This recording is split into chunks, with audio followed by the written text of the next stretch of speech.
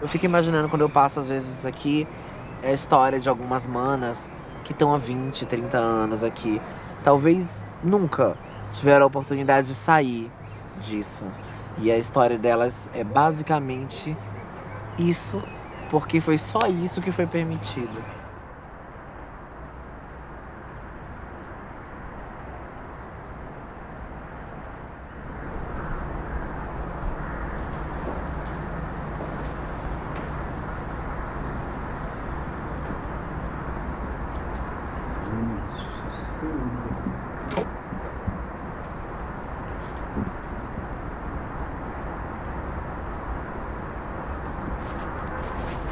Eu saí da casa da minha mãe com 16 anos, né?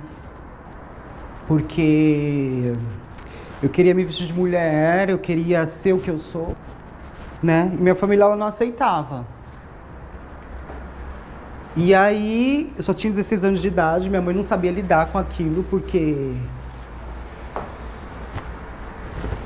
Família é muito simples, né, Bi? Não tinha acesso às coisas e tal.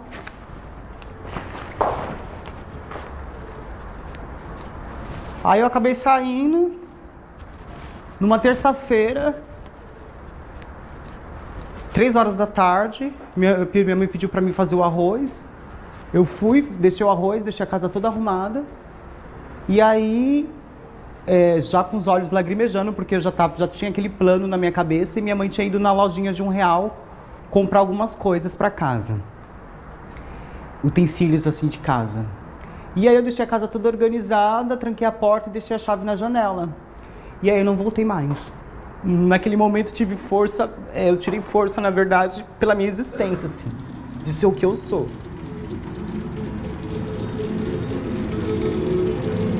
Quando nasci com direito total de existência, de vida. Porém, quando o grande sistema me roubou tudo isso.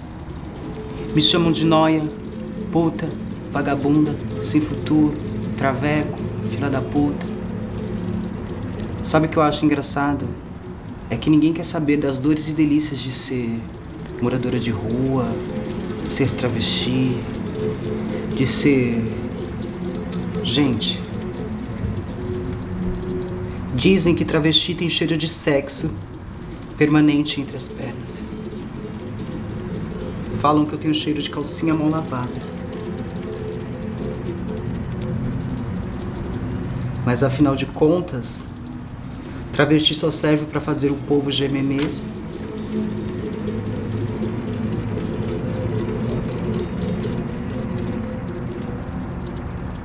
Eu tento ser uma pessoa comum, né? Como todo mundo, tento, né? Mas, às vezes eu não me sinto tão comum assim, né, Bi?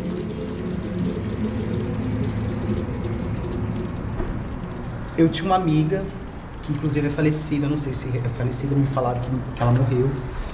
Ela me apresentou, eu era super novinha, eu tava 16 anos, assim, eu tava escorada, assim, lá no muro do Jockey, assim, em frente à casa de uma juíza. Aí tava escorada, assim, morrendo de sono.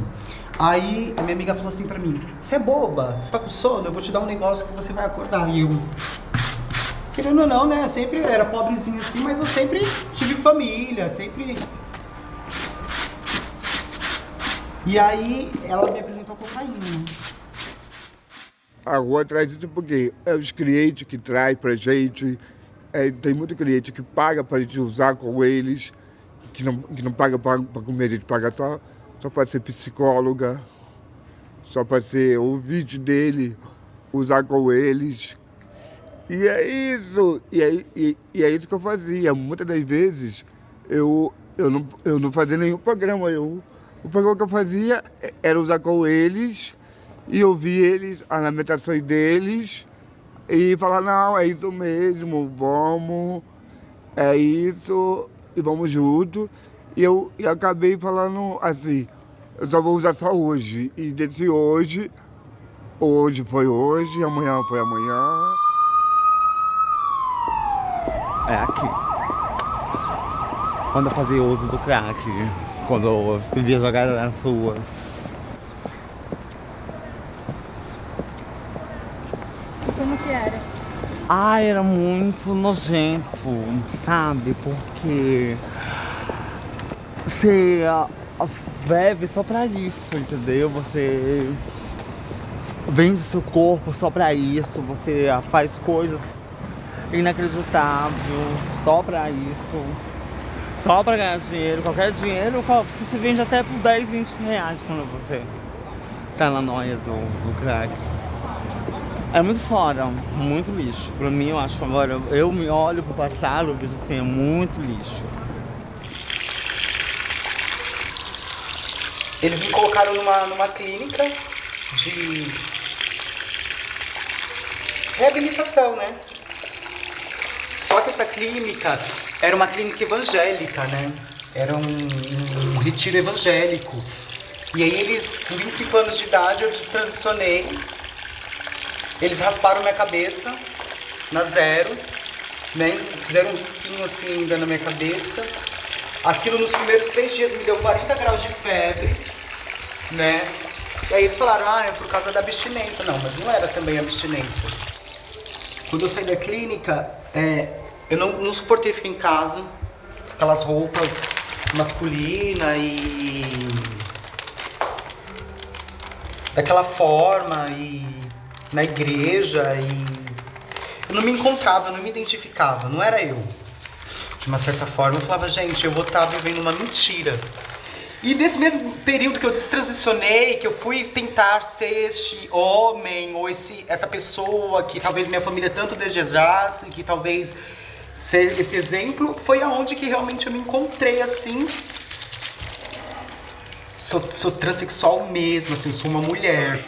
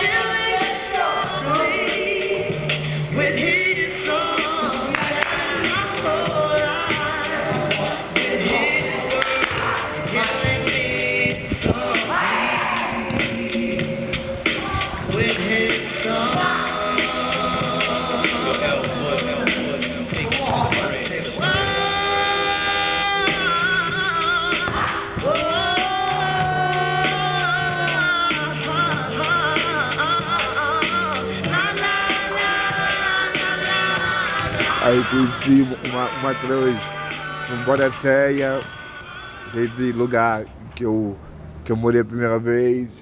E que ela olhou pra mim e falou, bicha, oi, prazer, eu me chamo Vanessa. Você, como se chama? Eu falei, Fabiano. Ela falou, você é o quê? Eu falei, não, eu sou gay, já fui trans, já fui travesti. Ela falou, meu amor, você não é gay nem aqui nem no inferno. Você é uma mulher trans, literalmente. Você só tá presa, mas vamos fazer um teste? Eu falei, vamos. Ela falou, deixa eu te dar banho hoje, deixa eu te depilar, deixa eu fazer tudo com você hoje. E você vai se olhar no espelho. Se você se sentir bem, você continua do jeito que eu te colocar.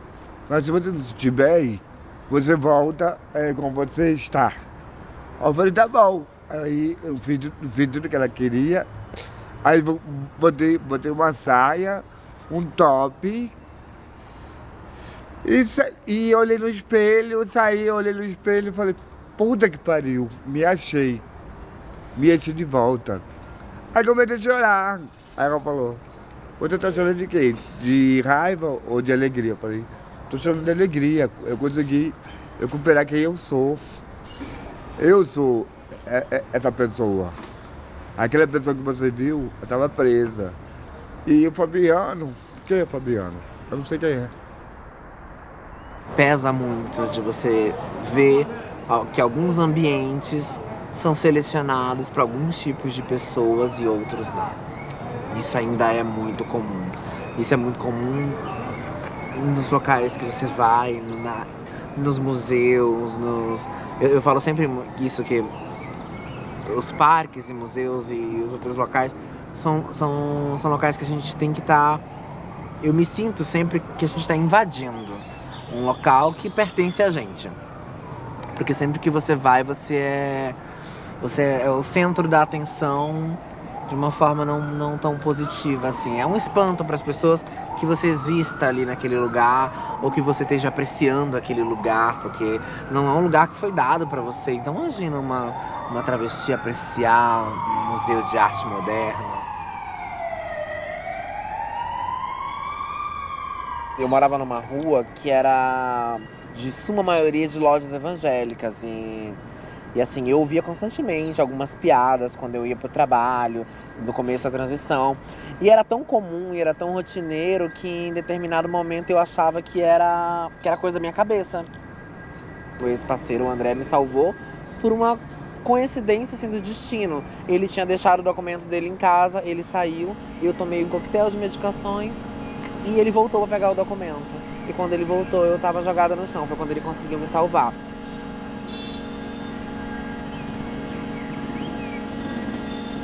O último raio de sol se foi. A lua agora está a me dominar.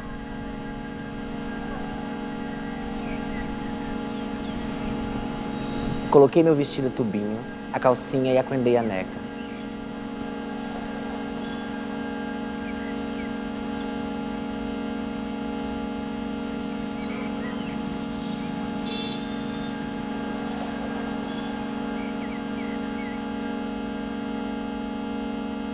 Peguei minha medalhinha de Nossa Senhora.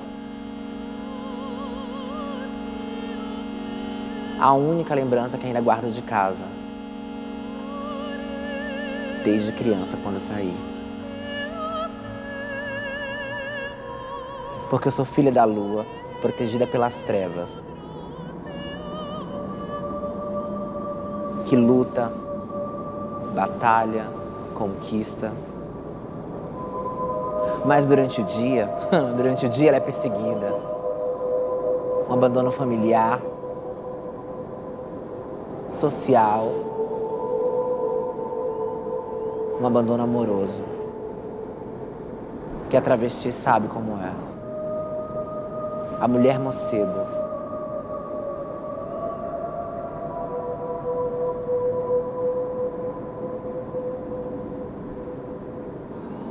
Quando eu voltei do hospital e quando eu enxerguei que eu não iria conseguir aguentar de novo, ou que a próxima poderia ser a última, foi que eu comecei a viver, realmente.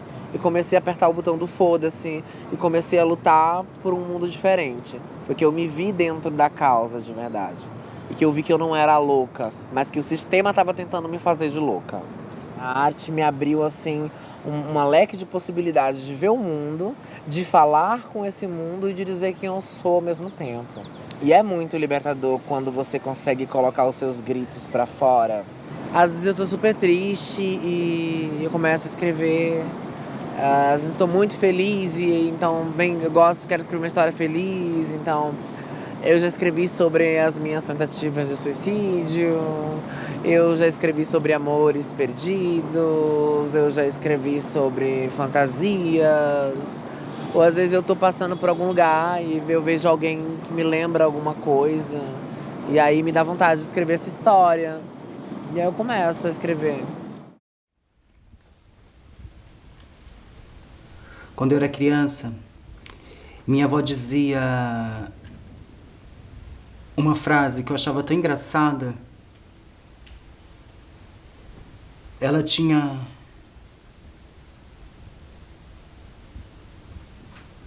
o diagnóstico de esquizofrenia pelos médicos. E aí ela dizia, tapa na cara, tapa na boca. Eu achava aquilo tudo tão engraçado. Hoje, depois de adulta, com quase 30 anos de idade, você sabe que eu já não acho tão engraçado assim? Sabe por quê? Porque eu pude entender que quando ela dizia tapa na cara, tapa na boca, era tapa na cara dado por um sistema, numa tentativa de tentar nos parar. E o tapa na boca, dado pelo mesmo sistema numa tentativa de tentar nos calar. Há tempos atrás não existia essa palavra mulher transexual. Era bicha, viado, traveco. Olha o poder da palavra. Transsexualidade. Hoje em dia já se aborda, né, esse tema, né? Essa questão da trans, da vivência dela, do dia a dia, dela andar na rua, do olhar, né, que aponta a gente todos os dias e nos mostra todos os dias a questão da nossa vivência, da nossa sobrevivência, do que a gente faz, as manobras que a gente faz para sobreviver, e vem mostrar que a nossa vivência enquanto pessoas é uma arte, assim. E a história delas é basicamente isso, porque foi só isso que foi permitido. E aí é que eu penso no meu corpo enquanto arte e no meu corpo enquanto luta também.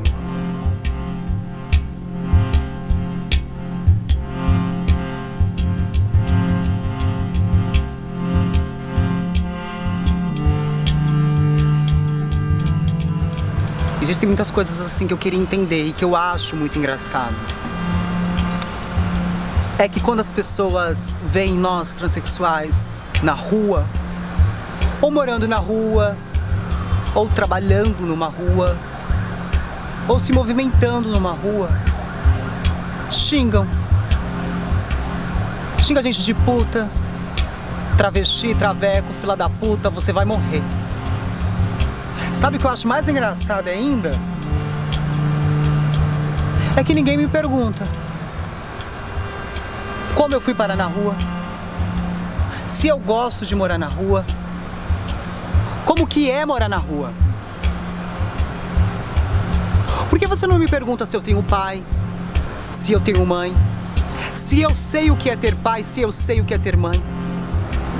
Por que você não me pergunta se eu tenho uma casa para morar, se eu sei o que é ter uma casa para morar, se eu vou ter uma casa para morar? Por que você não me pergunta se eu comi alguma coisa hoje, se eu vou ter alguma coisa para comer hoje? Por que você não me pergunta da minha história antes de me julgar?